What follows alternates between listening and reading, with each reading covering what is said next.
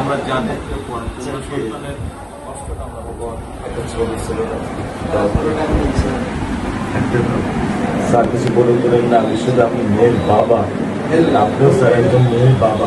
শুধু একটা আমি দৃশ্য আপনাকে স্যার দেখাবো, আর কিছু দেখাবো না স্যার, আমি দেখবো না স্যার, স্যার আমি দেখবো না স্যার, এটা নিয়ে আমি সারা জীবন স্যার আমি দেখবো না।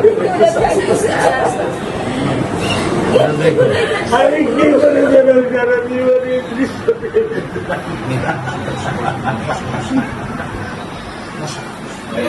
আমার এই দৃশ্য আমি কি দিয়ে পূরণ করবো?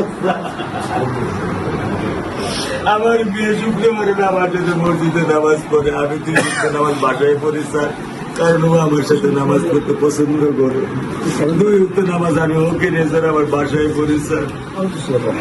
আল্লাহ আমি জানি না, আল্লাহ তো আমার কোন পরীক্ষা ফেলেছে, এই দুঃখ এই কষ্ট মৃত্যু ছাড়া আমার আর কোনো শেষ নেই স্যার, আর কোনো শেষ নেই স্যার।